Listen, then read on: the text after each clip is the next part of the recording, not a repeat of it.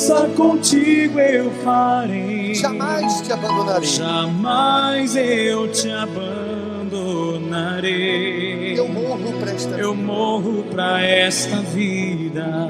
Muito bem, nós vamos falar sobre aliança com Deus. Aliás, essa palavra aliança, ela se repete na Bíblia 328 vezes.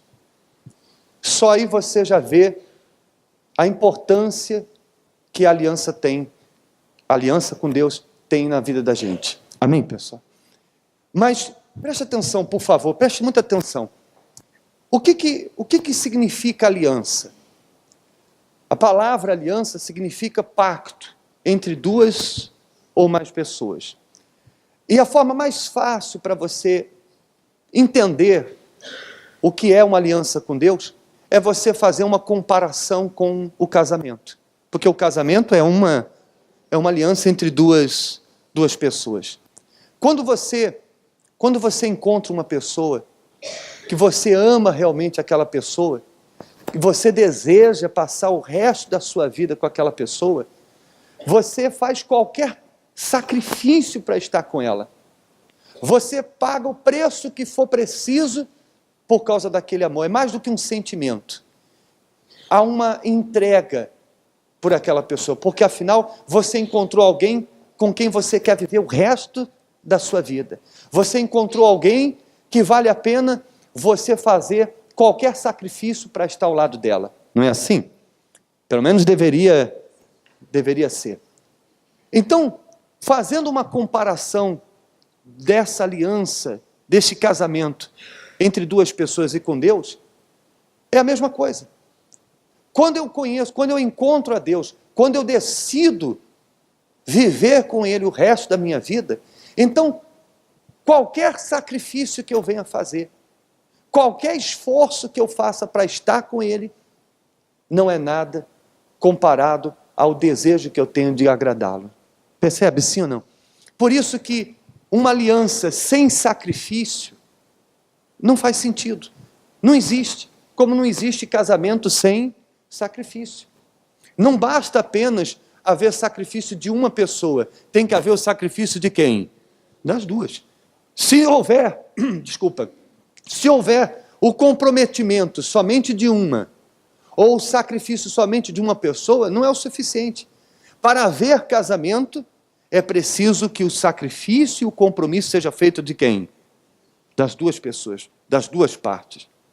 Então entenda uma coisa, Deus já fez o sacrifício dele. Deus já fez a parte dele nesta aliança. Ele deu a vida do seu filho por nós, por todo aquele que aceitasse essa aliança. Jesus deu a vida dele por quem queira fazer esta aliança. E veja que ele fez isso por todos. Ele fez isso por todos.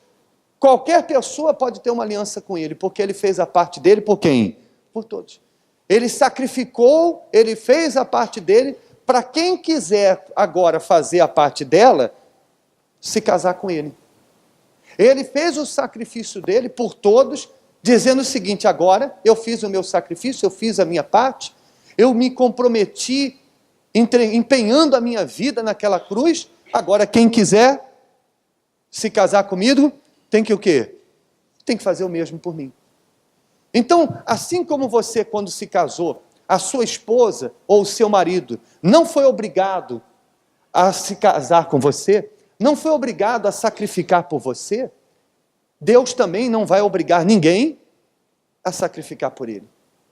E quando você sacrifica-se por Ele, quando você se compromete com Ele, vivendo uma vida de comunhão com Ele, você está mostrando que você quer um casamento, uma aliança com Ele. Percebe, sim ou não? Por exemplo, eu estava meditando na Bíblia, procurando alguns exemplos para mostrar para você. Você sabe, existem vários exemplos de pessoas que tiveram aliança com Deus. Noé, Abraão, Davi, vários reis de Israel. Mas eu queria mostrar para você de uma forma diferente. Mas você tem que prestar muita atenção para você pegar o espírito daquilo que eu quero passar para vocês. Olha só, aí no capítulo 14, no versículo 15, o Senhor Jesus fala da parábola da grande ceia. Eu vou resumir para vocês, para não nos estendermos muito, até porque eu já li essa parábola aqui em uma outra ocasião, e a maioria de vocês já conhece. Uma pessoa fez um grande banquete e convidou, olhem para mim, por favor, enviou os seus servos para avisar que o convite, ou que o banquete já estava pronto.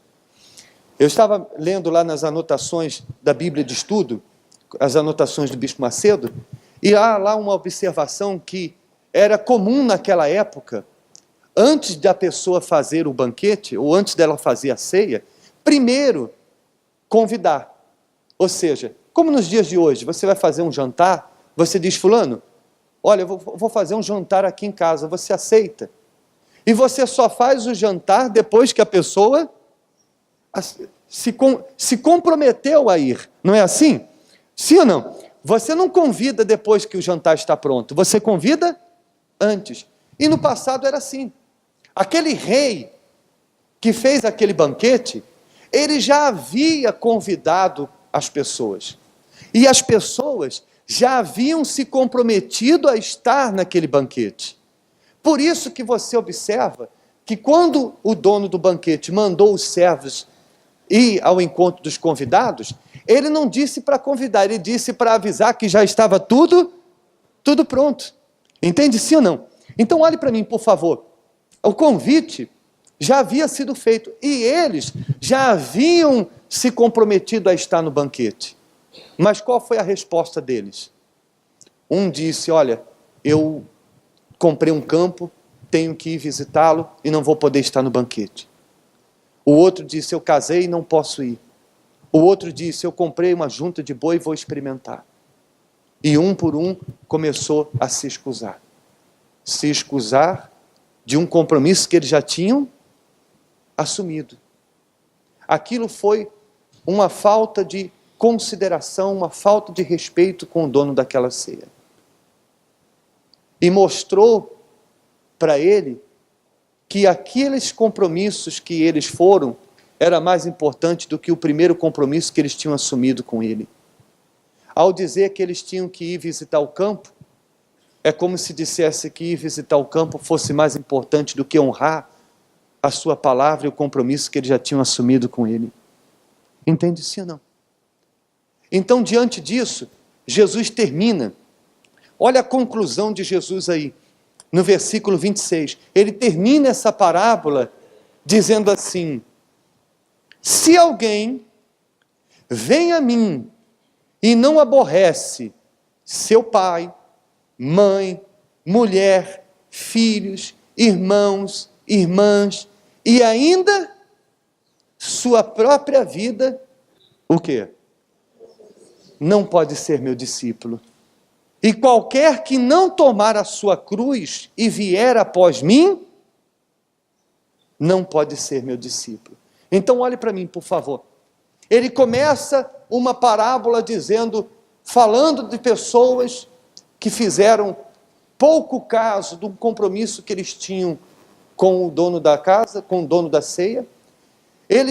O Senhor Jesus começa mostrando as várias desculpas que eles deram para não estar na ceia, e aí ele termina dizendo, ele conclui dizendo, está vendo? Está vendo?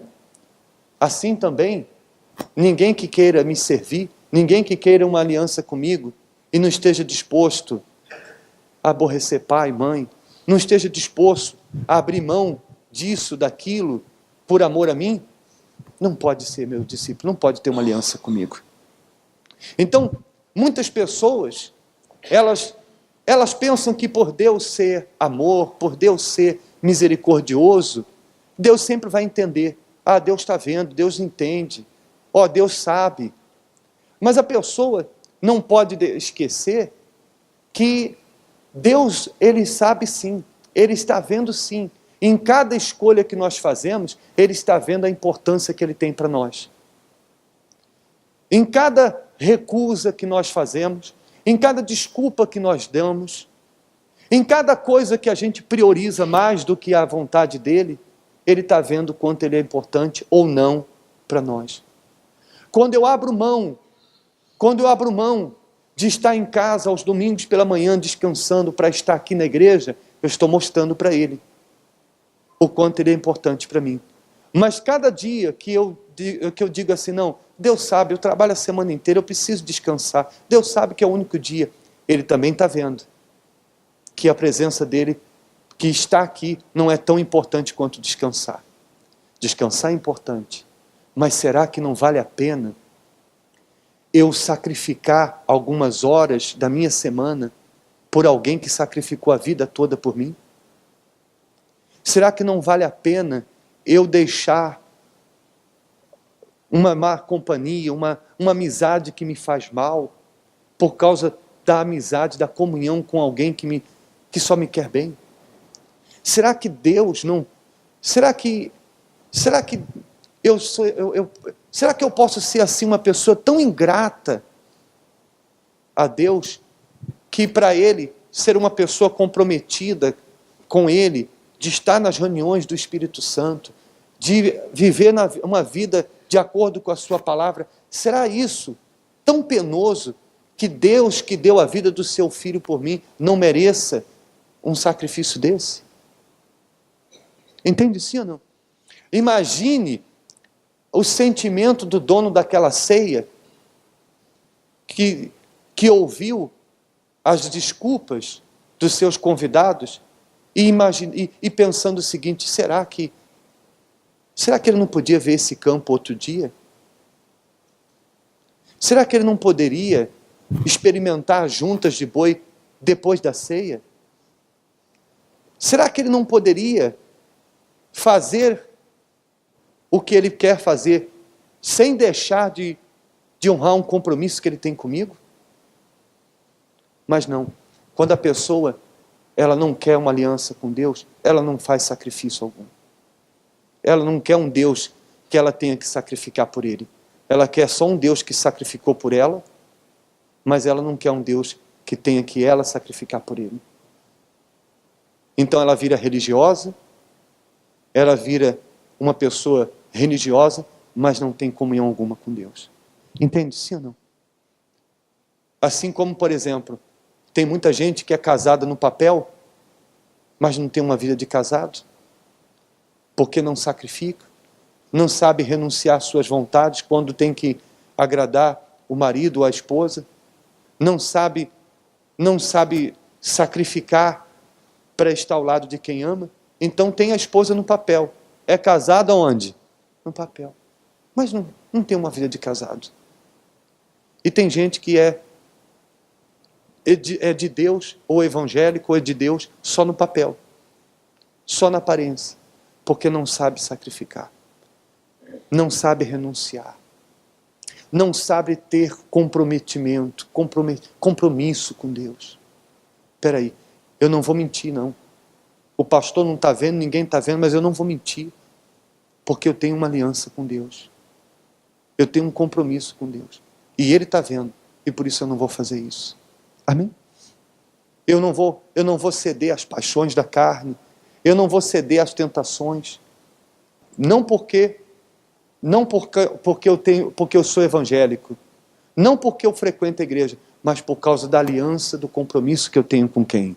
Com Deus. Então eu vou andar com Deus, eu vou fazer o que é certo. Amém, gente? Entende sim ou não?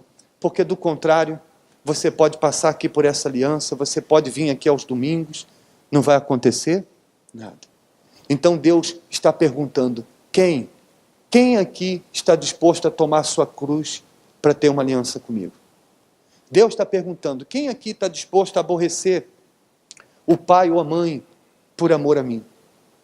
Porque de repente você tem uma família religiosa que diz para você o que a minha mãe disse para mim.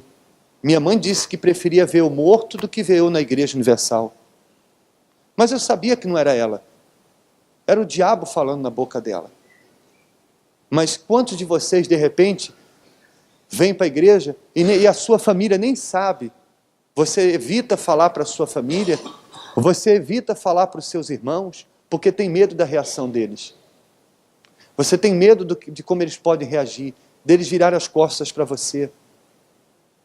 Você tem medo de ser perseguido no trabalho se você se alguém souber que você vem à igreja. Agora você imagine, tem gente lá fora que não tem vergonha de assumir a homossexualidade, tem gente lá fora que não tem vergonha de cair bêbado pelas ruas, mas tem gente dentro da igreja que tem vergonha de dizer que serve a Deus. Como é que você... Quem é casado aqui? Quem é casado? Você já viu em filmes, ou talvez até já na vida real, você já deve ter visto alguém com uma namorada ou com um marido, e aí na hora de apresentar para alguém, diz, não, esse aqui é meu amigo. É minha amiga. Eles são namorados, mas ele tem vergonha de assumir. Como é que a namorada se sente? Poxa, amigo? Você tem vergonha de dizer? Você tem vergonha de revelar o seu sentimento por mim? Você tem vergonha de me assumir? É a mesma coisa que você ficar escondendo. Então, por isso, está escrito aí, olha, se alguém vem a mim e não aborrecer seu pai, sua mãe, mulher, filhos, irmãos e irmãs, e ainda sua própria vida, não pode ser meu discípulo. Ele fez a parte dele, agora quem quiser fazer uma aliança com ele tem que fazer também a sua parte. Amém? Fiquem de